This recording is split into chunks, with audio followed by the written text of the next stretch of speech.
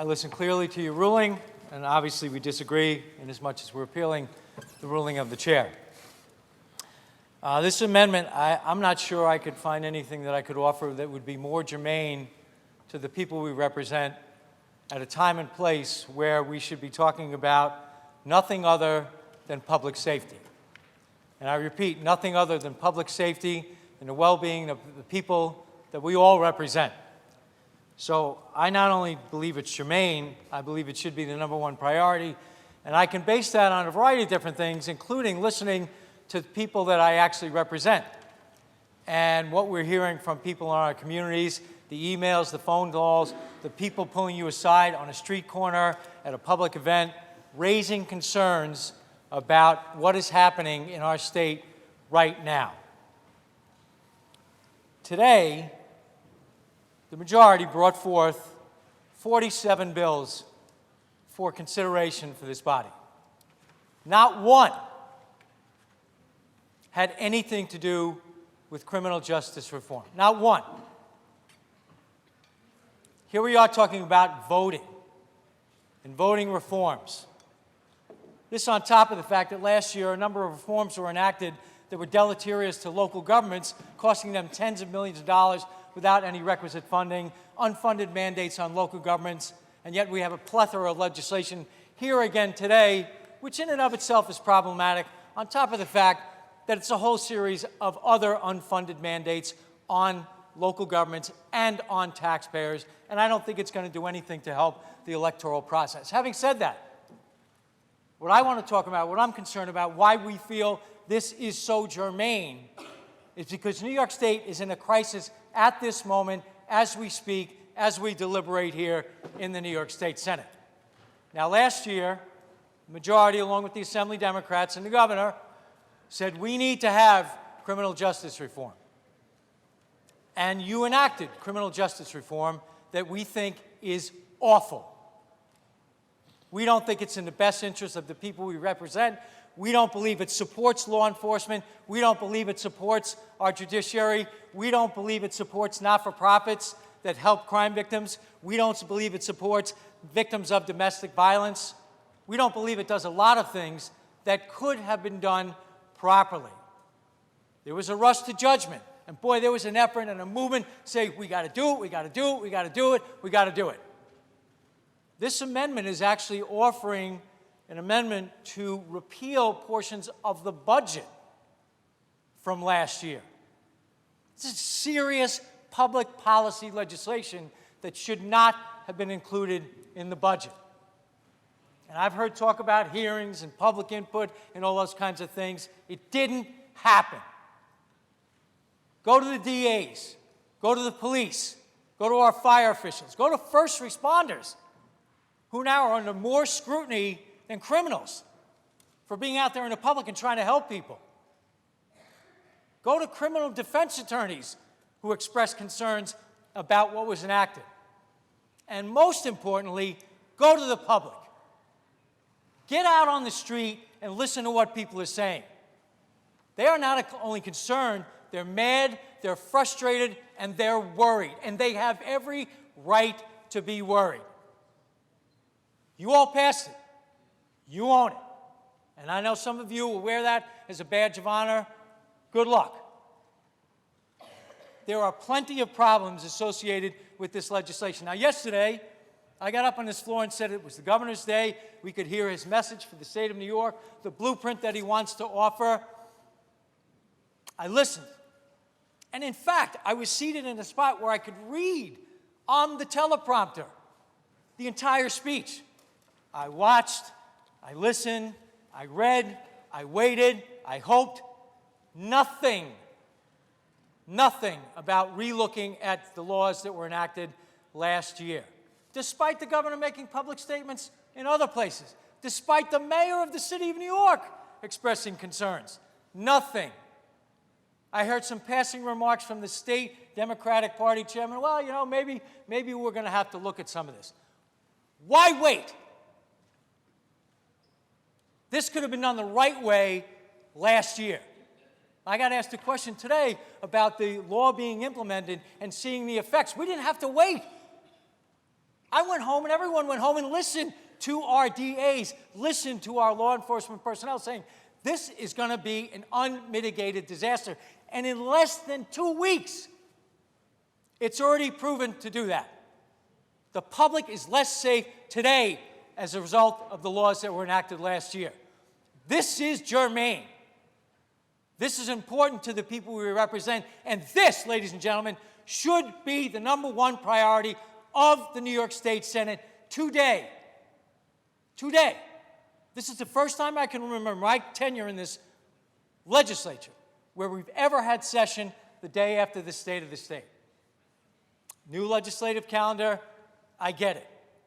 We had a golden opportunity to address the most pressing matter affecting the public. And I could say the second thing is, maybe we should be talking about a $6 billion deficit. No! We're talking about voting reforms. Are you kidding me? I don't think that should be the #1 priority. This is a set of misplaced priorities, as it was last year. Now, we had a press conference following the Democratic press conference today. And during that press conference, my colleagues supported everything that we were advancing. I referenced my own home county of Suffolk County. I referenced my own home sheriff, Sheriff Errol Toulon, who is a Democrat, who is a pro of the highest order. He's a complete professional, enjoys respect all across the aisle. He had expressed grave concerns to me personally about what this law would mean. And lo and behold, I brought him up, and it has nothing to do with me bringing him up, but he issued a press release less than an hour ago, maybe 2 hours ago. And God, is it relevant to what we're talking about. These are quotes. Judges used to have some discretion on whether or not an individual should be held on bail, says Sheriff Errol Toulon. Now it's black and white. No bail for these crimes, regardless of the impact to the community. The offender will be given a court date and told to come back to court. These are not my words. This is a duly elected sheriff who has to administer this ill-conceived law. He also goes on to add and speak to the notion of nonviolent crimes. This is something the average person will listen to and go, no, this can't be for real. Nonviolent. I read, assault in the 3rd degree, aggravated vehicular assault, aggravated assault upon a person less than 11 years old, criminally negligent homicide, aggravated vehicular homicide, manslaughter in the 2nd degree, unlawful imprisonment in the 1st degree, coercion in the 1st degree, arson in the 3rd and 4th degree, grand larceny in the 1st degree, criminal possession of a weapon on school grounds, or criminal possession of a firearm.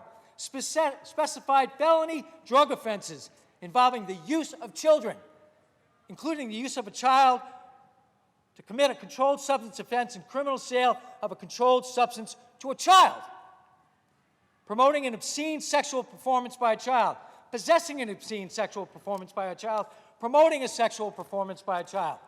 These are not my words, ladies and gentlemen. This is from a sheriff in Suffolk County. Now, yesterday during the State of the State, the governor went at rapid fire and talked about his litany of accomplishments. Rapid fire. In fact, it was so hard for him to keep up on what he thought he accomplished, he almost couldn't do it. I only wish he had taken the time to talk about something like this. Yes, invest in airports. Yes, invest in infrastructure.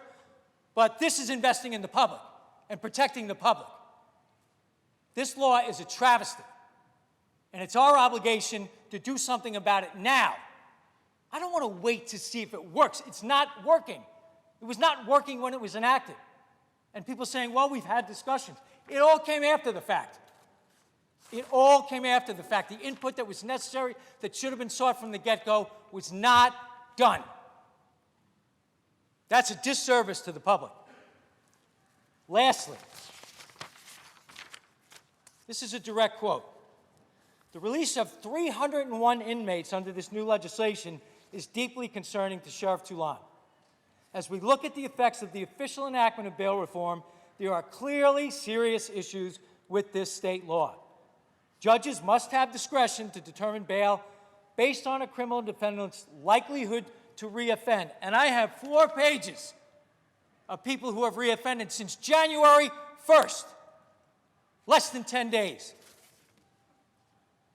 And whether or not they'll cause further pain to his or her victims and the public at large, says Cheryl Toulon. The New York State Legislature should amend or repeal bail reform now, not 6 months from now. The census in the Suffolk County Jail is now down to about 750. They let go 30% of that population. And I'm sure there are some instances where it was warranted. But in the overwhelming majority of cases, I don't want to have to go back to my residence and read this litany of crimes that are now exempt. This is a grave disservice to the public. We need to act now. Now, not only have I heard the governor, I've heard the mayor. I told you I heard the state Democratic Party chair. And I've listened to my colleagues in both the Senate and the Assembly talking about, whoa, we might need to make changes. In fact, I'm going to introduce a bill. I'm going to introduce a bill to protect against something that might have happened. That should have been done before, not now. Every Democrat in this House voted for that legislation, and now a number of them are walking it back. The Senate Democrats, the Assembly Democrats, and the governor own this. And the public is getting more and more aware every single day. Yes, I feel passionately, as I know my colleagues do who are with me in agreement and those in opposition. But I know what I'm hearing, and I know what my obligation is. And I couldn't go home to a community event tonight and say, by the way, I wanted to talk to you about polling place legislation when these types of things are happening. There's a story that just came out of Syracuse today. Someone who was leased, a Navy vet, who was accused of killing his girlfriend. He says it's accidental. He killed a person. Killed a person and is wholesale released. That is not what the public expects. That is not what the public deserves. I can't think of an issue that is more germane to the first day of this legislative session than criminal justice reform. We are advocating for repeal, and let me be clear. We believe there are opportunities to reform done the right way, under the right circumstances, by listening to people who are hired and elected to protect us and the public. To not address this and to not address it immediately is malpractice. Malpractice on the part of this majority and the New York State Assembly and the governor. Mr. President, thank you for your indulgence. I disagree with the ruling in chair and therefore appeal your decision.